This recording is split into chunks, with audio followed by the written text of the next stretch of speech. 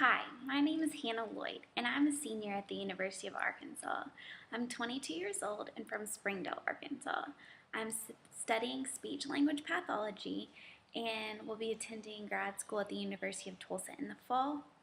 The piece of art that I would like to show you today was painted by one of my family members, so it's very important to me. I am currently in my garage right now because it needed better lighting, so I put it outside, and it's sprinkling. So I had to move indoors, but it's still outside, so you can still see the light of it. This piece of art was painted by Todd Crockett. It is called the Lack Me Too. It's very important to me because it's painted by my uncle, and it was painted specifically for me. He was diagnosed with AIDS and passed away in November 2008. This piece of art was left for me, so it means the absolute world to me. His art is very abstract and colorful. As you can see, he used a lot of live play and depth. He got a lot of his inspiration through God and music. The composition of this painting involves different abstract shapes, colors, textures, and value. There are very bright primary colors used in this piece of art. He blended maroons, red, and orange together perfectly while adding yellow, green, and a touch of blue. The texture of this painting is very soft. You can feel this by touching it.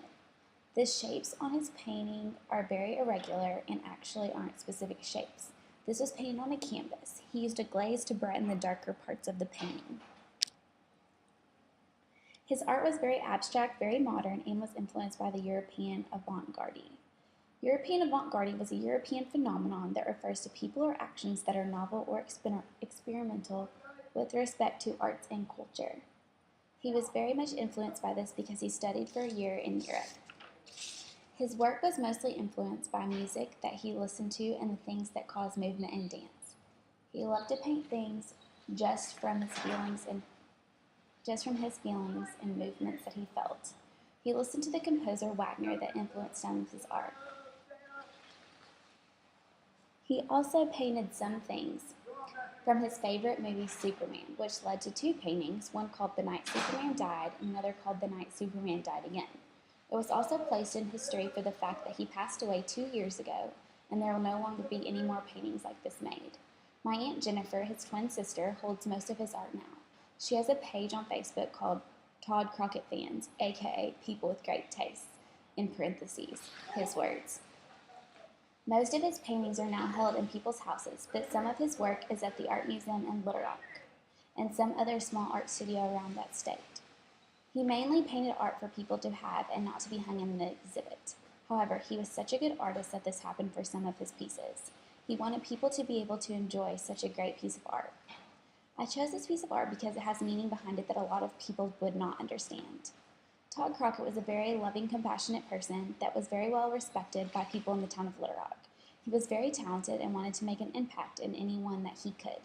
He traveled the world to learn more. He spent time in Australia and Europe. After coming back to the States, he fell ill with a terminal illness that doctors said would end his life. After not wanting to believe this news, he continued to paint and let nothing stop him. It still to this day amazes me that even when facing life's toughest challenge, he was still determined not to give up and lose the fight with AIDS. He continued to do what he loved to do and painted up to about 2 weeks before he passed. When his battle with AIDS came to an end in 2008, it was hard to believe his painting was over. However, our family has helped his legacy live on, and he will never be forgotten. This painting was left for me by my uncle, and therefore I wanted to share it with you. I want to educate you on an amazing artist that was a great attribute to art in Little Rock. Everyone loved him, and he will be greatly missed. This piece of art now sits on the wall in my room. I look at it every day and remember that life is short and not to take it for granted, while also never giving up on something you love to do.